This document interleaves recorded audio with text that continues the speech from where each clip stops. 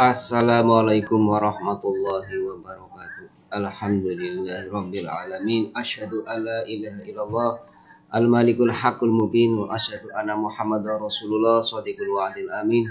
Amma ba'd. Pemirsa warganet netizen rahimakumullah, jumpa lagi dalam kajian Al-Qur'an. Kali ini tentang surat Al-Kahfi yang menerangkan tentang perjalanan Nabi Musa alaihissalam bersama Khidir, yang dalam ceritanya Nabi Musa tidak sanggup mengikuti perjalanannya karena tidak kuat menahan misteri yang diungkapkan oleh Nabi Khidir. Untuk itulah mari kita kaji bersama-sama. Sebelumnya mari kita introspeksi diri. Jangan-jangan kita merasa memiliki ilmu laduni. Apa ilmu laduni itu? Ilmu laduni adalah ilmu yang langsung dari sisi Allah tanpa perantara dan bisa mengetahui zaman dahulu, zaman sekarang, dan masa yang akan datang. Untuk itulah mari kita kaji materi ini. Pertama, bahwa suatu ketika Nabi Musa bertemu dengan hamba Allah yang memiliki ilmu yang dari sisi Allah, yaitu Khidir alaihissalam. Nabi Musa berjanji untuk mengikuti Nabi Khidir agar ilmunya bertambah, tapi Nabi Khidir menolak dengan alasan Nabi Musa tidak akan sanggup mengikutinya. Kenapa? Karena Nabi Musa tidak memiliki ilmu yang langsung dari sisi Allah seperti Nabi Khidir, yaitu ilmu laduni. Ayat itu yang sangat terkenal dan sering kita baca dalam surat Al-Kahfi adalah sebagai berikut, yaitu surat Al-Kahfi ayat 65. A'udzubillahi minasyaitonirrajim. Fawajada 'abdan min 'ibadina atainahu rahmatan min 'indina wa 'allamnahu min ladunna ilma. Yang artinya kurang lebih sebagai berikut. Lalu mereka berdua bertemu dengan seorang hamba di antara hamba-hamba kami, yaitu Nabi Khidir, yang telah kami berikan rahmat kepadanya dari sisi kami dan yang telah kami ajarkan ilmu kepadanya dari sisi kami. Jadi wa'allamnahu min ladunna ilma. Min ladunna yang sekarang kadang-kadang kita sebagai orang awam mengenal dengan ilmu laduni. Itu min ladunna, ilmu yang dari sisi kami, dari sisi Allah. Kenapa Nabi Musa tidak sanggup? Mari kita ikuti sesi berikutnya. Ketika Musa ingin mengikuti perjalanan Khidir, maka Khidir menolak permintaan Musa karena Musa tidak mungkin sanggup mengikutinya. Kenapa? Karena Musa pasti akan menanyakan apa yang diperbuat Khidir di perjalanan nanti. Padahal Nabi Khidir sudah membuat syarat yang harus ditaati Musa, yaitu pertama, jangan menanyakan sesuatu selama di perjalanan. Nabi Musa tidak sanggup. Semua perbuatan Khidir selama dalam perjalanan ditanyakan oleh Musa. Padahal tadi dikatakan bahwa Musa berjanji tidak akan menanyakan sesuatu. Kenapa itu terjadi? Sekali lagi, Musa belum memiliki ilmu yang dimiliki oleh Nabi Khidir.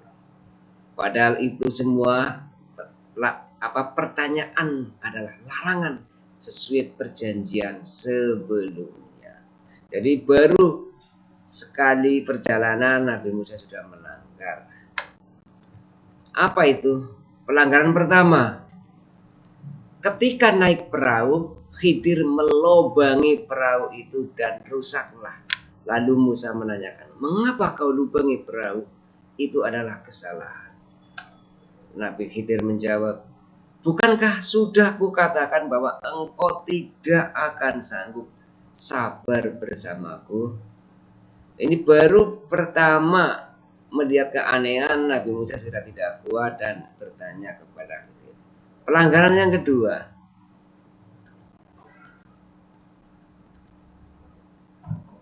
ketika berjumpa dengan anak muda, Khidir langsung membunuhnya. Lalu Musa terheran-heran dan tidak habis pikir, lalu bertanya, kenapa kau bunuh anak yang tidak berdosa, masih bersih? Engkau telah berbuat kemungkaran. Ini komentar Nabi Musa ketika melihat Nabi Khidir dengan segera membunuh anak muda yang kata Musa tiada berdosa, masih bersih. Jawab Khidir, bukankah sudah kukatakan bahwa engkau tidak akan sanggup sabar bersamaku? Jawab Musa, aku tidak akan bertanya lagi. Ini Musa berjanji tidak akan bertanya lagi.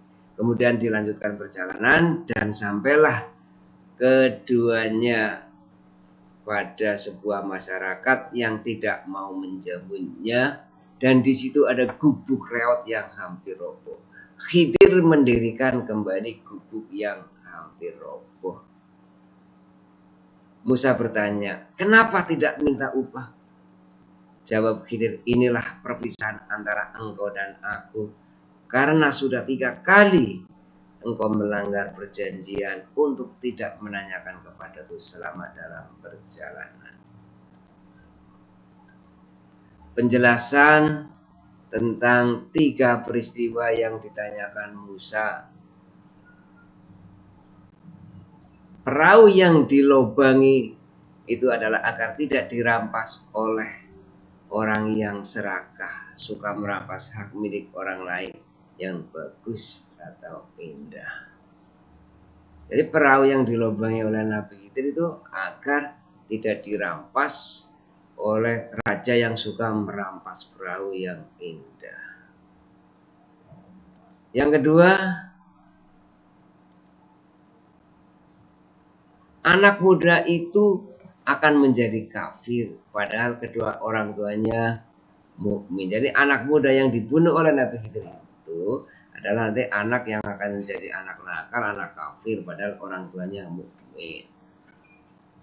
Itu peristiwa selanjutnya. Peristiwa yang terakhir, yang ketiga adalah gubuk yang hampir roboh milik anak yatim yang di bawahnya tersimpan harta warisan orang tuanya. Itulah misteri apa yang diherankan oleh Musa. Kenapa Musa menanyakan sesuatu itu? Padahal secara zahir, secara kasat mata memang itu adalah kemungkaran. Tapi hakikatnya Nabi Khidir mencegah sesuatu yang akan terjadi. Kenapa? Karena Nabi Khidir memiliki ilmu yang dari sisi Allah atau ilmu laduni, mengetahui sebelum terjadi.